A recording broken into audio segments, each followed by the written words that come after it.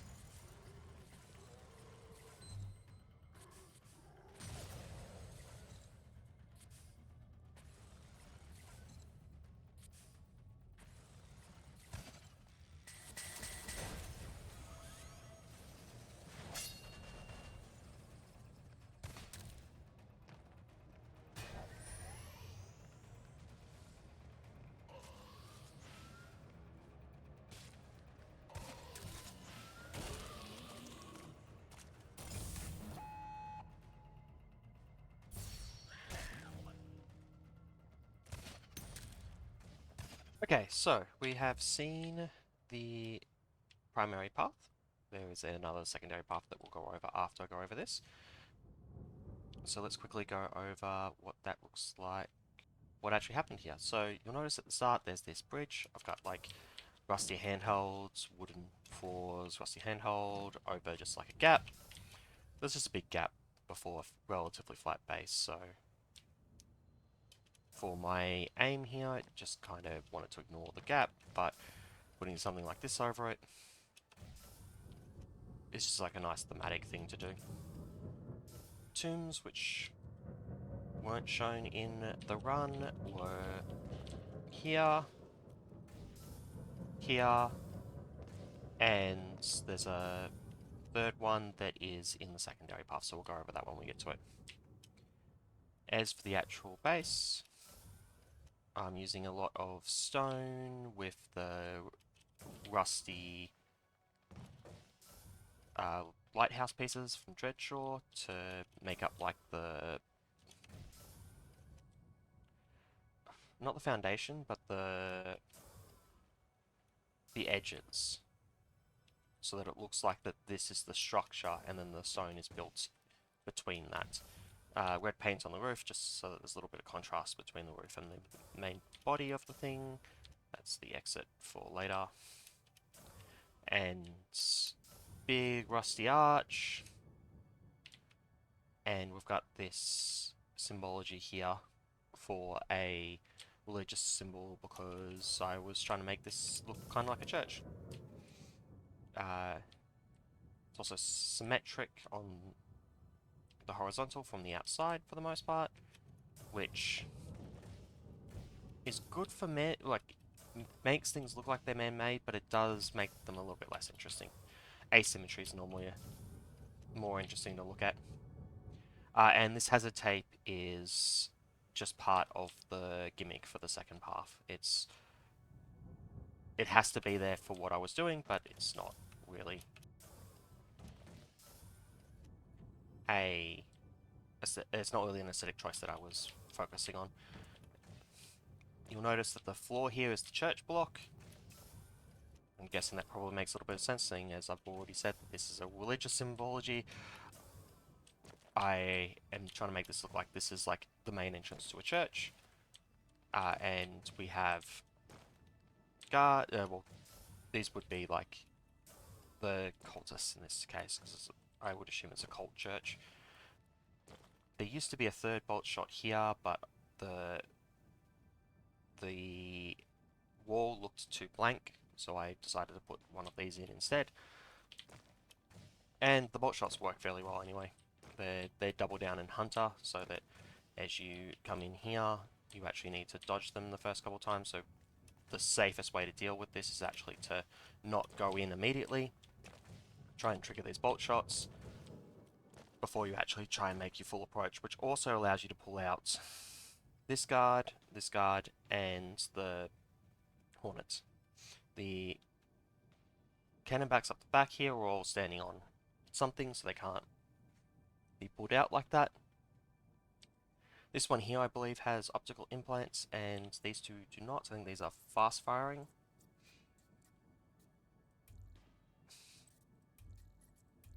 Yep, fast firing. So this one here will shoot back to about here, whereas these two just shoot more, and it also desyncs them a little bit so that it's more dangerous. There's less like time frame when it is safe to actually approach. There's a big ring of fire here just to try and stop you from coming out, really. You can go in and go deep. Like if you can get to here and deal with these, you're actually pretty safe. In fact, a lot of this, the safest way to deal with this is not actually to try and be careful and come in here, although dealing with these before you make the run is probably a good idea.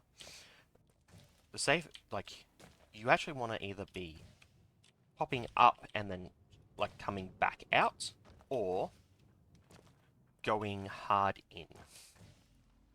I think the easiest way to deal with this is to just skip it, because you can.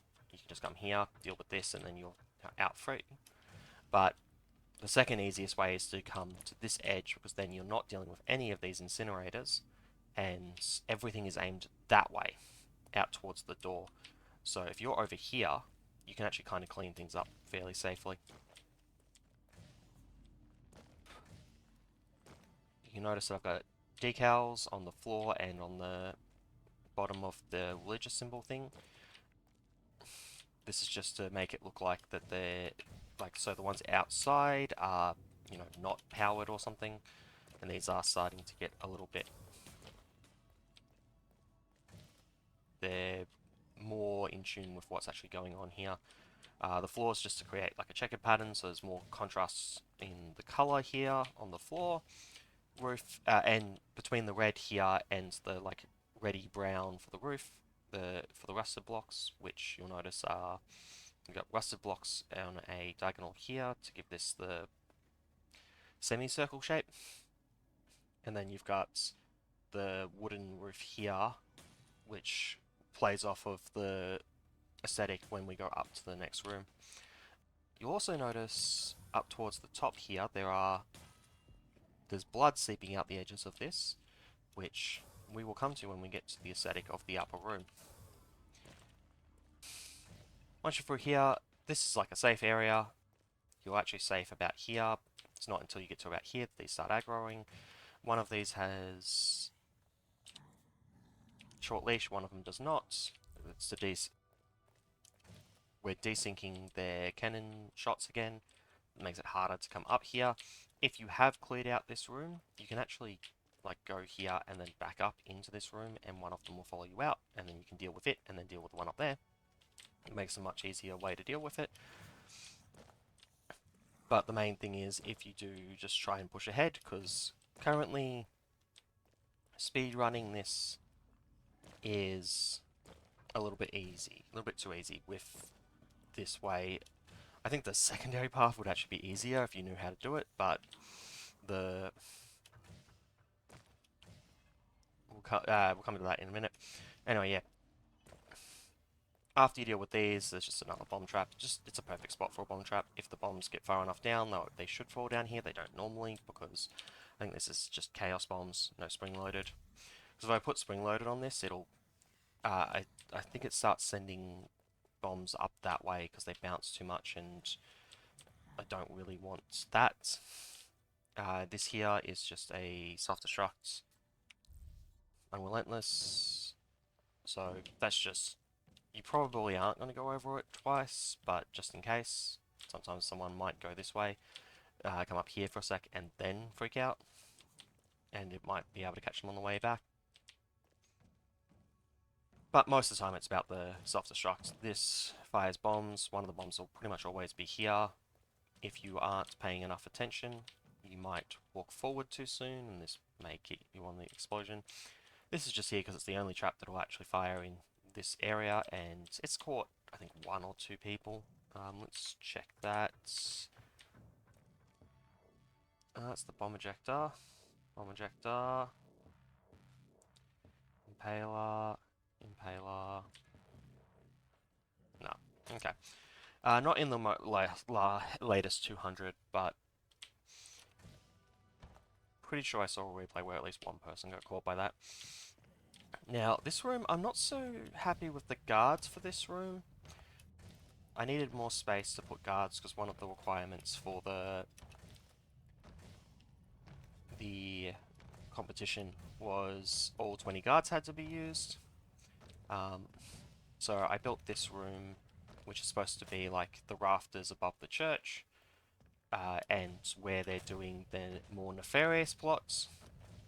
And you'll notice there's a lot of like blood splattering on the ground here, and I'm kind of picturing these corrosive cubes as something that they've done with, like, corrupted blood, basically, which is also why we had the shenanigans with the blood stains up on the roof here, because that's some of the stuff that like seeped through the containers. So that's what's going on with that, but we have just a bunch of guards in here. These are all flame walkers. These two here are just to be like initial threats as you come up. This one here you can kind of drag back a little bit, which can be quite nice for dealing with it. But if you go straight forward, probably the most dangerous one if you try to like speedrun this is actually that guard there. He has short leash, so he'll always stand like here, up to here, which means he's actually under no threat from any of these incinerators, but has a clear view of this entire room. And Ravagers have a fairly fast fire rate, so he can pretty much kill you no matter where you are in this room, so you need to deal with him if you're speedrunning. He's not like super difficult to deal with, but he does generally need to be dealt with. Theoretically, you could do something with... if you can get out of this room quick enough, you might be able to dodge it, but that's kind of difficult because we have just a couple pistons and an incinerator. Pretty classic speedrun trap, just a little plug to try and force speedrunners to actually deal with this room, because you don't need to deal with the one below. Even like a small thing like that, it's a good way to incentivize that. And it's not like super difficult, like there's only 2 pistons here. You could throw 1 grenade and this will be completely dealt with, or 1 bubble shield. Just around the corner here, you'll notice back 1 space, I've got a short leash bloodlust. So because it's short leash, it will come up to here, which means it'll never get hit by that piston. Because it's bloodlust, or you triggering these guards in here will actually aggro it, so it'll be standing there waiting for you to come round. I actually had someone stand about here and like jump trying to aggro the guard, thinking that it hadn't seen them yet, but it was actually just standing here because it was already aggroed on them. And they were trying to pull it through this to kill it, to get it to die, and yeah, that obviously isn't going to work.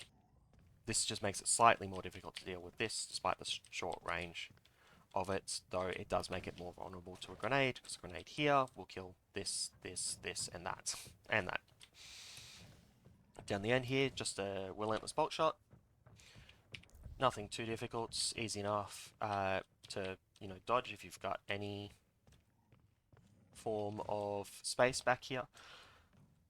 But if you don't have space back here, you have to parry it or block it with the shield, or dodge it, because you can dodge relentless bolt shots just by moving.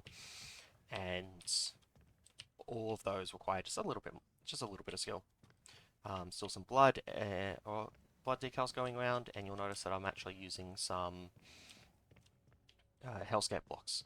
Now, so the reason for this is because I'm getting close to the gem mat, and I wanted to like kind of show the gem mat's like corrupting presence, as well as create a little bit more contrast in the color. It actually started back here. You can see them just as you're entering into this room, but as you get close to whatever dark magics they're doing with the corrosion cubes, that's becoming that's causing some problems with the stone and warping it. This guy here serves 2 purposes. In the other path, he's actually pretty useful, but in this path, he just kind of like fires down this corridor, which also not terrible. I believe he's short leash, but I can't put armor on him, because if I do, then he won't be able to be used for the other purpose, which I don't want to avoid. Once you grab this here becomes a hollow cube, and you just get a free exit. It also serves purpose into the secondary path, which I will go over after we play it, which will be about now.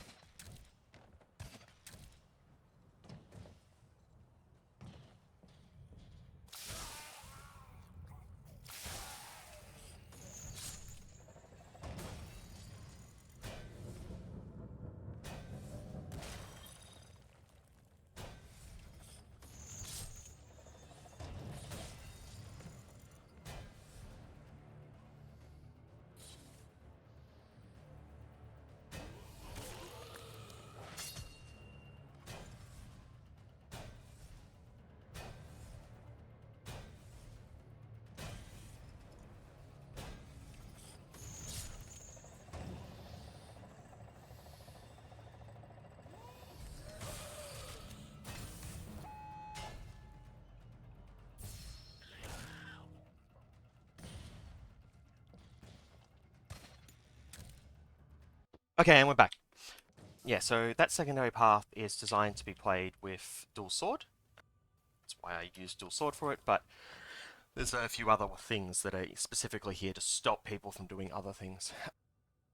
The main reason it's designed to be played with dual sword is that video that I just showed, I do not actually move from the point that I enter this corrosion cube. I entirely use lunges to move around from there.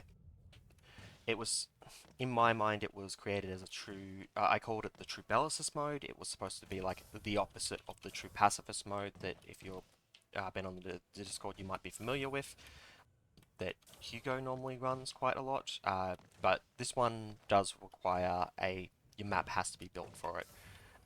And if you're interested in it, Stepwise Urchin has a adaptation of it that's a little bit stricter. That's where you're also not allowed to use hardware, but Stepwise's map is significantly harder than Ivel.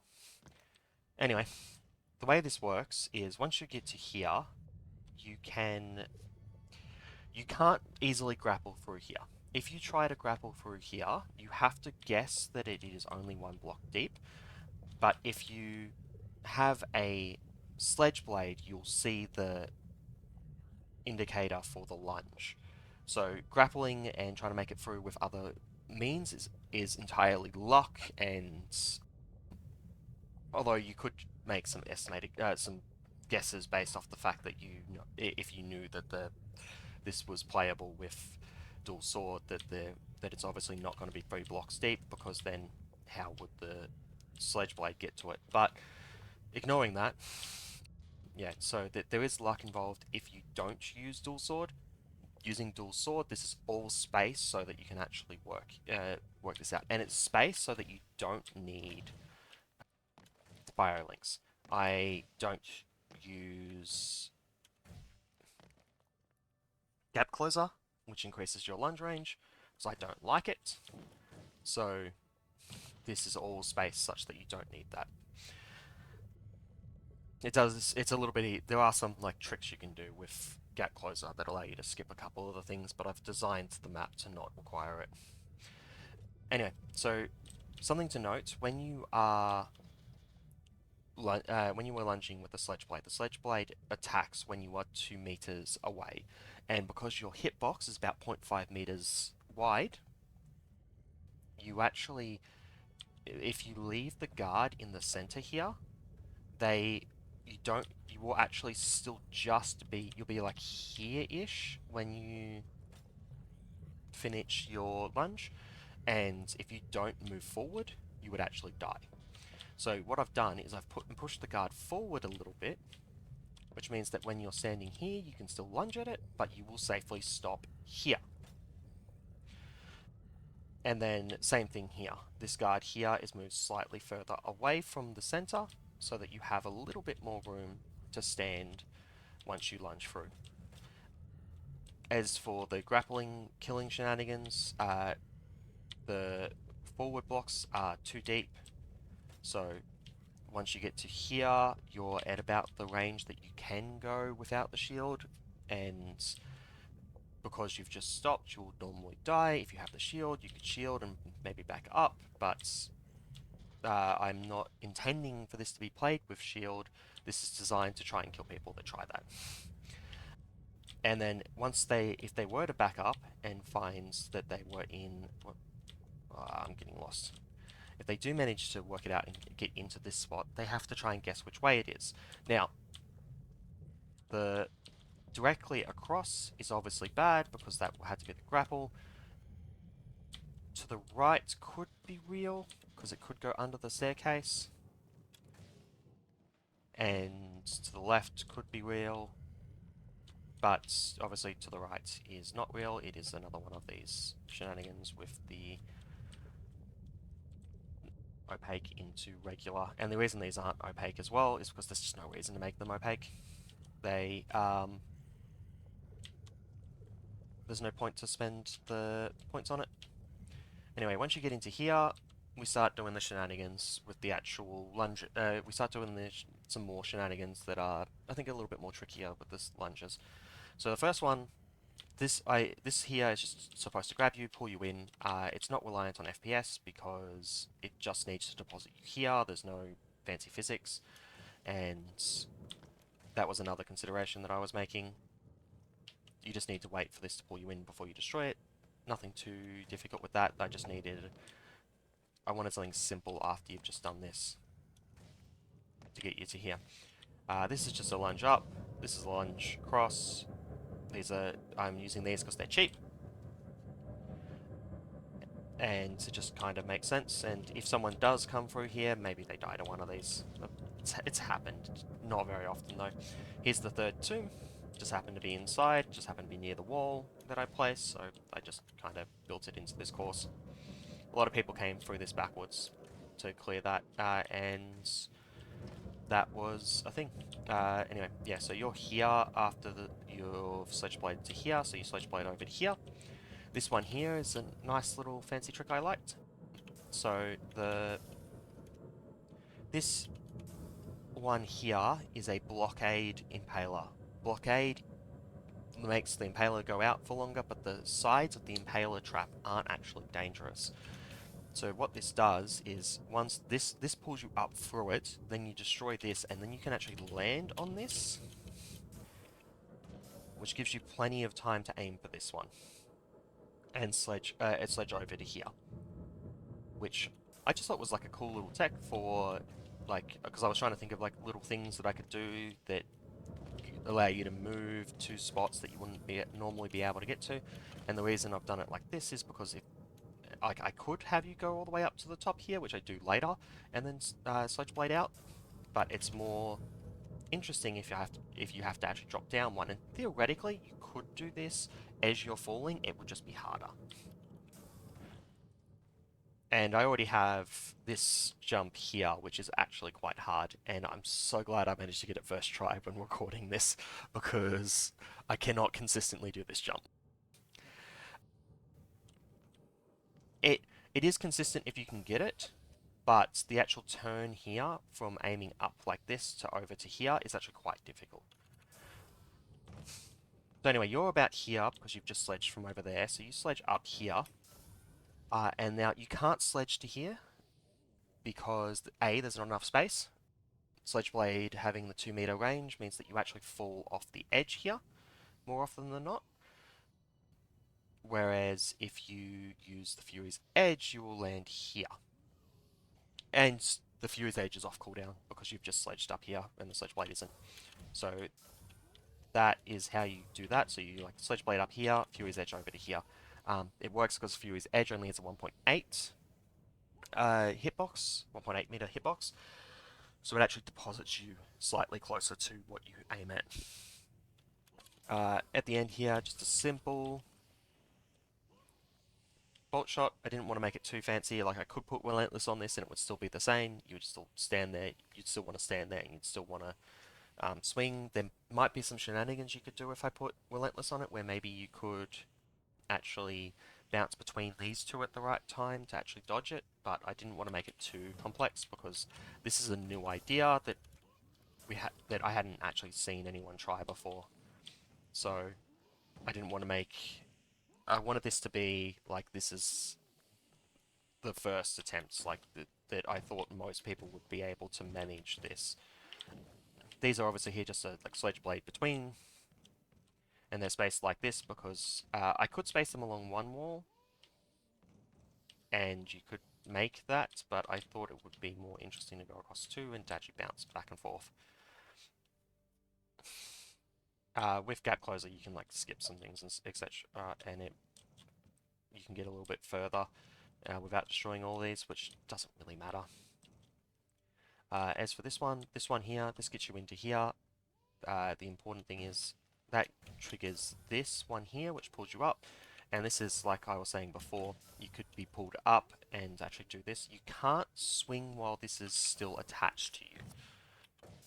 And so what you can do, you could swing the sledge blade and destroy the trap above and swing down, or if you haven't aggroed anything, you can actually just wait for it to drop you while aiming directly at this, and then you have to Fury's Edge. Specifically Fury's Edge on this one. If you use Sledge Blade again, Sledge Blade, it puts you back a little bit further, and you end up falling off the edge here.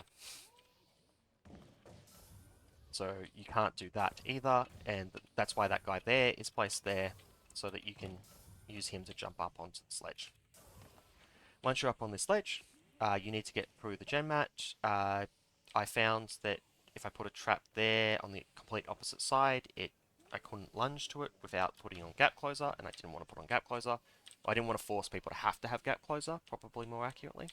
So I put a trap over on the side here, because that's significantly closer when you're standing like here, and that lets you get to here and pulls you through the gen mat, which means that you collect the gen mat. Now, without gap closer, you actually have a bit of a problem here, because gap closer is needed to hit the hornet on the opposite side of the wall here, but it isn't needed. But it isn't needed for this course. So what you can do is you can actually sledge blade at the hollow cube, and that will allow you to be placed like here, which means that you are now close enough to actually sledge blade to the thing, and now you're out, and that is denoted by being outside the hazard markings. And that was the rule set for the True Bellicist. You weren't allowed to move or grapple or jump while you were inside the hazard marking. The reason for that is you can't really do it from all the way back there, because there's no way for you to lunge to get to the map. I could have done something from here, but that would have required more capacity, and I just was running low, and I couldn't think of anything super interesting I could do from, just off of the branch here. And I figured it just like denoting the play area would be an easier way to deal with this. So anyway, that was the second path, so that's both paths of Ivel. I think the second path was a lot more interesting, both to develop and as like a play challenge type thing, but it's a lot of people just got lost by it. Like, people tried grappling through this and had someone complain that that it was pure guesswork, and I'm like, it's not. Like, it's specifically designed to not be, because it's designed to be done with dual sword, and I recommended dual sword and the Bellicist challenge because that's what it was designed for, and people just didn't try it. Only had like 2 or 3 people try it, and that's a shame, I think. Most people just played the primary path, which is not anything to write home about, because most of my development time went into the secondary one, trying to get everything spaced out, etc. But I still enjoy it. I think it was a cool idea, and I'm happy to see Stepwise's map now that I can't beat. It's way too hard. One person has beaten it, and it's, yeah, just interesting, like, fun little texts that are coming up for that, like, fun, like, mini game that allows you to just mess around with dual swords. So anyway, that's it for Ivel, which will remain on social for the foreseeable future. As normal, description will be updated if I ever take it down. But yeah, we've got this church with a like mini game, like violence-based path. It's also the secondary path with the True Bellicist challenge. It's not really FPS reliant, because it's not actually reliant on the physics of the game. At least my one. That may not be the case for every map going forward that someone makes for this, but unlike, say, an auto claw, where you could give someone just like, free gen mat, those are really reliant on the FPS that you're playing at, and that can be very variable.